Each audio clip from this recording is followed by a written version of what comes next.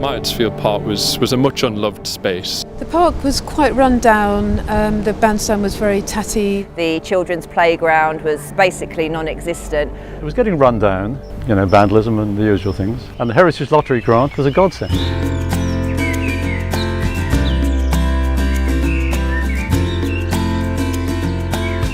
This is Myatt Park. It's an inner London park in the Vassal ward, which is a really deprived ward. Since 1996, Heritage Lottery Fund's been investing in public parks, and we've invested nearly 600 million. This is one of many Parks for People projects that we've delivered during that time, over 500 projects in all. We were working with other people to try and regenerate the area, and all the efforts were failing. HLF has helped us to have a very successful project which has shown people something that can work. The two crucial partners in taking forward the work were firstly the Friends of Myatt Park, who really were boundless in their enthusiasm for working on the project, but also crucially HLF, and without that HLF funding it would have just been so much harder to actually get the programme off the ground. They helped us do a consultation.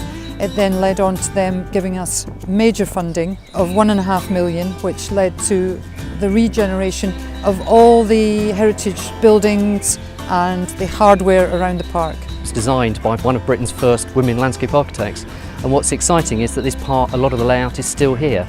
So the project has been about bringing that back to life. We've got a new playground, a new 1 o'clock club, a new cafe, the depot has been updated, we've got the greenhouse back in action. Mercifully, there was enough money to upgrade the greenhouse a bit. These lovely outdoor beds were revealed, and the whole food growing project began to look like a viable thing. But connecting people with their food is absolutely vital, I think. That city people should know how to grow food and eat it. We've got 50 odd volunteers that do come out and help. We got funding for 2 sleepovers. They're aimed at families on low income, living locally. There's more to do for the children. The events programme here, every weekend there's something going on for every single age group, whether you're a small child or a retired pensioner. In 2014 is when we're going to have a reenactment of a field hospital that used to be on Myatt's Field in the beginning of the First World War. We've got lots of community. The older people aren't scared to come into the park now. There's lots more going on. We've even got the young children coming in because we've got football training 3 nights a week between 5 and 7. We have over 200 local children from age 5 years to 16, from all backgrounds, all cultures. We did an impact study in January, asking people about the impact that the park has on them, and they had replies like, "It makes me believe people are good and I'm not alone." It raises people's self-esteem. And it's a great opportunity for all walks of life, all backgrounds, diversity, whatever culture or background they're from, to come and mix and spend and socialise and learn about each other. That we've been able to create an environment where we've got more volunteers, learning and development and training around horticulture as well. Now I've got a job and I'm an event organiser, and I really enjoy it, and I think it's the perfect job. I became unemployed, homeless. I started about 1.5 years ago. I'm still here. The challenge that we face at the moment is sustaining the project beyond the 5 years that have been funded for my post. What is really critical with these projects is that we have politicians, community groups and managers all working together. Well, we hope everybody comes and uses the park because it's such a beautiful place now, and there's always things going on.